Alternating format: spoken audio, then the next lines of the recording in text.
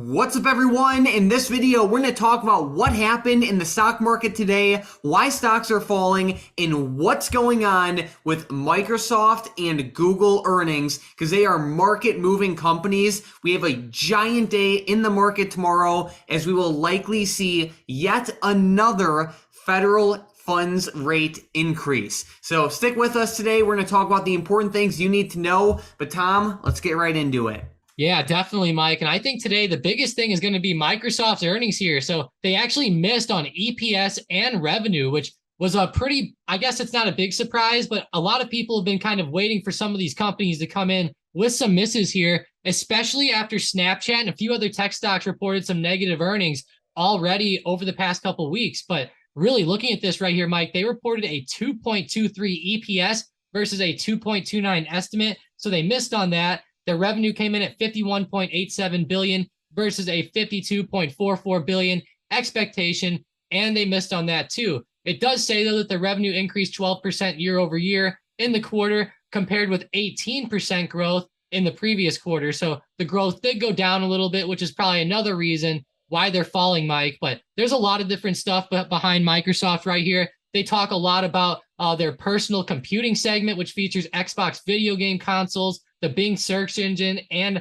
Surface devices, delivered $14.36 billion in revenue for the quarter, and it was actually up 2% year over year, but slightly lower than the $14.65 billion estimate. And what I found is that going across just everything they have with servers and everything like that, it seems like they're missing on these estimates just ever so slightly. It's not like they're missing by a lot, though, Mike. It's honestly kind of minuscule. You know, their EPS only missed by 6 cents per share, which when you look at a lot of EPS misses lately, that's not too bad. Exactly. So basically, the main takeaways from this Microsoft earnings release is that they just slightly missed on revenue and then profit overall. But with that being said, it's not like the company's doing bad. So Microsoft stock fell a little bit initially off of this earnings report, but it's more flat than anything else. So again, it's not like Microsoft is doing that bad. It's just like the growth is slowing, and they're, it's as simple as that. Just the growth is slowing. It's not like they're doing bad. Yeah, and that's a really good thing to say, Mike. And, whenever we look at it year over year, they're still doing pretty good. Obviously, the growth is slowing down a little bit, but, whenever we scroll down here, there's a pretty good statement here at the bottom. In a dynamic environment, we saw strong demand, took share, and increased customer commitment to our cloud platform. Commercial bookings grew 25%, and Microsoft Cloud revenue was $25 billion, up 28% year over year, said Amy Hood, Executive Vice President and Chief Financial Officer of Microsoft. So that's actually pretty good, Mike. Their cloud revenue was up 28% year over year, and it came in at $25 billion. So at least they're doing well in that space. It's just obviously they have a lot of stuff going on right now. And they did say one thing that really affected them was the unfavorable foreign exchange rates right now. As we know, the US dollar has been rocketing up over the past like 6 months to a year, and that's really been hurting Microsoft too. Exactly. So that's another thing. So there's a lot of crazy things going on in the world right now, between inflation, between what's happening with commodity prices, between what's going on between Russia and Ukraine, among a lot of other things. And we're still seeing an overall good earnings report from a global powerhouse of a company like Microsoft. So even though it didn't blow expectations out of the water, overall, I was pretty pleased with this earnings report. And, the stock, it's not doing too bad, Tom. It's just under $250. What should we be watching for Microsoft stock heading into tomorrow? Yeah, so looking at some big levels here, over the past couple months, Microsoft has really been consolidating down here around the lows. And I'm going to say there's a really big support down here, Mike, right around $246. That's been a huge level. We've had a few pretty big bounces there. The last time we touched 246, we bounced from 246 up to 265 at the highs a couple weeks later. So I'm definitely going to watch that for a big support. Below 246, I see another support down around 242. So if Microsoft does end up going deeper into the red, watch for those supports. If we do end up running up a little bit, I see a nice resistance here at 254, and then another huge one coming up around 258. So definitely be on the lookout for those levels. hopefully we can end up closing back up in the green tomorrow a little bit, Mike. Like you said, we are coming back up a little bit right now, surprisingly. Right, there we go. So next on the list is Google or Alphabet. So how are those earnings? These ones were a little bit, I don't know. I would say it's a little bit better than Microsoft's earnings personally, but nonetheless, their EPS came in just under expectation, just like what we saw with Microsoft. They came in 7 cents under the expectation, whereas Microsoft came in under by 6 cents, and they also slightly missed on revenue. So the revenue was $69.69 billion versus $69.9 billion expected. So just again, a very slight miss on the revenue. They did miss on their YouTube advertising revenue, and they did also miss on their Google Cloud revenue, just ever so slightly, along with their traffic acquisition costs. But what was interesting is if we go to the Yahoo Finance Google article, you can see in here, they actually say that the ad revenue totaled $56.29 billion during the period, topping the $56.14 billion analysts had expected. So even though like the YouTube revenue missed slightly, it looks like their ad revenue overall was great, which is really good news considering Snapchat reported that disaster with their ad revenue just last week. Exactly. Yes, great point right there. So, like Tom said, well, let's take a look at Snapchat stock really quickly. It got destroyed over the past week, especially after they reported earnings, but it's been getting destroyed over like the past year especially, and it has caused fear to kind of seep into the investors who own Meta or Google or companies that are somewhat similar to Snapchat in the fact of like digital advertising and stuff like that. But it is very great to see that Google did not see the same hardships that Snapchat saw, especially when it comes to digital advertising. So that's a really good sign for Google. The stock's popping up, and I would even also say that it's a great sign for Meta, because it shows that maybe Snapchat is, struggling the most out of these companies, which is what I believe. Yeah, and I definitely believe that too, Mike. I think Meta is a much stronger platform than Snapchat. Now, I use Snapchat quite a bit, but honestly, Meta is just huge. People can buy and sell items on there. You can have Messenger. You can post about your life. You can watch movies. I mean, there's so much possibilities right now on Meta's platform. But kind of getting back to Google here, Mike, their stock is doing very, very well in after hours. We ended up actually popping up from closing price around 105.50 all the way up to highs and after hours now up around like 110.10. So that's a pretty big move there, Mike. And after hours, honestly, hopefully Microsoft goes green like we talked about. I know it's not going to go as green as Google did, but I'm really glad to see them up and that ad revenue doing well. Whenever we go look at Snapchat stock, Mike, like you said, that big move was terrible last week. Like that was a terrible drop to the downside. We ended up falling from 17 all the way down now to lows of $9.50. So that was brutal. I'm definitely glad that Microsoft reported good ad revenue, I guess, or I should say Google, but nonetheless, it's cool, Mike. Good ad revenues coming in. Hopefully that does help Meta, like you said. And looking at Meta's stock, their stock was down quite a bit today too. But look at it in after hours. It actually got a pretty good pop. And I would definitely say that this is a bit of a sympathy move going on. Yeah, and then Meta reports in after hours tomorrow. So that'll be interesting. But for today, with the major earnings that we saw with Microsoft and Alphabet, aka Google, overall, they were pretty good in my opinion, given what we're seeing in the economy in the world overall. These companies overall are still growing, but the growth is slowing and they missed expectations. So that's why we're seeing the moves that we saw. But like I said, I think it was pretty good overall. On the schedule for the rest of the week, Tom, with earnings, what do we have? Yeah, so tomorrow is going to be pretty big, actually. In the morning, we're going to have Shopify, which they actually came out and announced I think they cut some jobs today, and their stock was actually down quite a bit. So keep your eyes on Shopify, guys. Hopefully that can come out pretty good. But then Boeing and Spotify are going to be reporting tomorrow, too. I think those stocks are going to be even bigger. I know I also talk about Kraft Heinz a lot, and they're going to be reporting tomorrow before open as well. But the big ones are going to be tomorrow night, of course. We're going to see Meta, Ford, Qualcomm, and Teladoc reporting. Those are four pretty big stocks, Mike.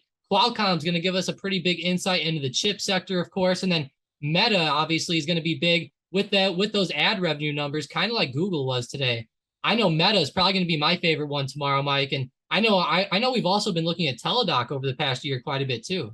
Yeah, so I'm going to say Meta is the top stock on my watch list for tomorrow as well. I know you mentioned Shopify and some job cuts. That stock got destroyed today, and basically they announced that they are cutting around 10% of their workforce, which is around 1,000 jobs. So keep that in mind, but tomorrow will be interesting not only because of the earnings reactions that we've had recently, but we also have Powell speaking. So tomorrow at 2 p.m. Eastern Time, we have an FOMC interest rate decision. Right now, there's around a 75% chance that we are going to see a 75 basis point rate hike. We will know that at 2 p.m. Eastern Time tomorrow.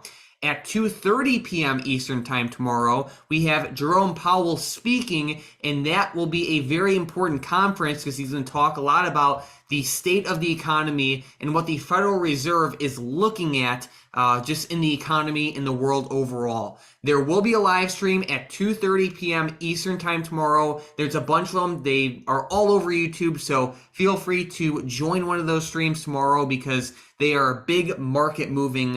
It's a big market moving event. Yeah, it really is. I'm sure we're going to see a lot of volatility come in, and be careful holding plays through that event, guys. I know some people like to gamble on those on these events, and that's fine. But if you're trying to play, some like weekly call options on some tech stocks or something like that, just be extremely careful between earnings and between these FOMC meetings and events going on this week. We're going to see some pretty big moves, I think, come into some of these stocks, and we've already seen it this week, Mike, between Meta and some of these other stocks. Like, look at how much they were down today, 4.5%. Then they're popping back up here in after hours. And we've been seeing a lot of other stocks make these big moves as well. Even Apple had a pretty big move this morning at market open to the downside. So we're definitely seeing some volatility, some fear creep in. Hopefully the market doesn't sell off into this event tomorrow, Mike. I hope that we see the market kind of go flat heading into Powell speaking, because I know sometimes the volatility comes in, and I'd hate to see the market have a bit of a fearful reaction right before he speaks or something, because I know sometimes we'll see the SPY sometimes like gap down and then start flying back up on the 1 minute candles even. It's pretty insane to watch that volatility come in. So be ready at 2:30 p.m. when he speaks, guys. It's going to be huge. All right, so looking at the SPY, what are the most important levels for tomorrow? Yeah, today we really consolidated down here a lot, down around 390.50. You could also just say 390 even. So as far as support goes, I'm going to use 390 tomorrow for a pretty big level of support. I think that's going to be the main level to look at tomorrow. If the SPY starts bouncing to the downside, of course, that is. If we do end up going up, though, there is some pretty big resistance to the upside. So looking at it, I'm seeing 394, Mike, as a pretty big area of resistance. If we're able to break out above that, maybe we can have a pretty nice pop. But the main thing is obviously these big events are going to be coming into play tomorrow. So support and resistance might not be the best thing to look at tomorrow. These events can make things blast up or down through these levels. So obviously use these levels in the back of your mind, but take them with a grain of salt here. All right. So let's get right into the momentum plays for tomorrow. With the first one, we have LOGI to the upside. Yeah, good old Logitech. They're actually up off of earnings. Really glad to see that move there. Go ahead and make them break above that high of day there, right around 55.65. Sounds good. With the next one, we have SWBI, also to the upside. Smith & Wesson. Yeah, go ahead and make them break out above 1370. I will say this one looks pretty crazy on the 1 minute chart. Let me go to the 5 minute. There we go. Looks a little bit more normal. Go ahead and make them break 1370. Boom. And then with the last one, we have JP Morgan, but to the downside. Oh man, the banks were down again. Yeah, that's bad to see. Go ahead and make JP Morgan break below 113. And I will say, Mike, this one looks like a pretty good play to the downside. And as we know, banks will be largely affected by what Powell has to say. Very, very true. All right, so we are watching JP Morgan for a day trade to the downside tomorrow.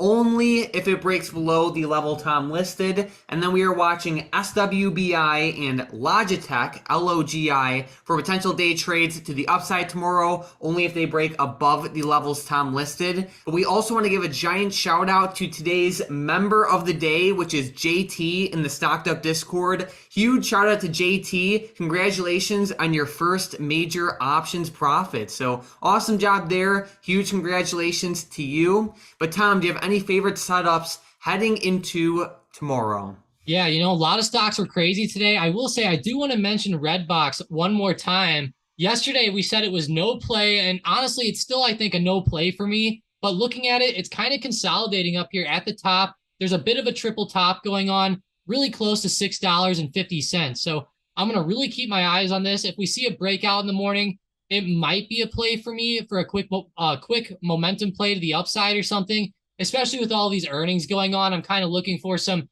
plays that might not move with the market necessarily. So hopefully Redbox continues up with some good momentum. Maybe it can break this triple top and give us a pretty good play in the morning. Like I said, though, probably a no play. Just make sure you see the momentum come in. And then obviously I'm going to be watching that SPY, Mike. This is going to be crucial for the SPY. If we look at the SPY on a daily chart, honestly, we're still pretty close to lows. We've been popping up over the past couple of weeks, but if this report goes bad tomorrow, we could very easily start falling off and go back on a downtrend. So going to really keep my eyes on the SPY here. If we start pulling back down, might not be a bad time to start playing some puts after the events happen.